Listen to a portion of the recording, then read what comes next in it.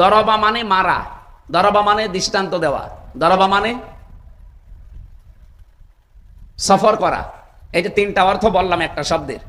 এখন যেই জায়গায় অ্যাপ্রোপ্রিয়েট হবে, যেখানে সেট করলে অর্থটা সঠিকভাবে বেরিয়ে আসবে, ওই জায়গায় ওই অর্থটা ওখানে লেখা লাগবে।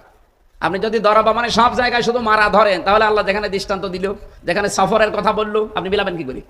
তাহলে গিরিশচন্দ্র সেন কি পড়া পড়েছিল আপনি বলেন? আপনার চাইতে আমার চাইতে অন্তত বেশি পড়ে নাই? বলেন বলেন।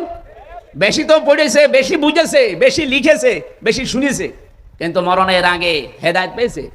না, পায়নি।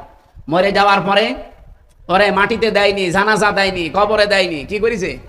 পড়িয়ে ফেলিস। কি বুঝলেন বলেন আপনি? এত বেশি কোরআনের কাছে থাকার পরেও এই লোকটা হেদায়েত পায়নি, কারণ ওর মন ছিল না। কি ছিল না? আমাদেরও যদি মন না থাকে, গিরিশচন্দ্র সেনের মতো হয়, আপনাকেও আল্লাহ হেদায়েত দেবেন। আল্লাহর অত দায় পড়ে না যে আপনাকে হেদায়েত না দিলে আল্লাহর ক্ষমতা মনে হয় কমে যাবে। এই জন্য আপনি আগে মন তৈরি করেন। আপনার জন্যই কোরআন, আর কোরআন এসেছে এই হেদায়েত দেওয়ার জন্য। এটা পারেও, কিন্তু সবাইকে দেয় না।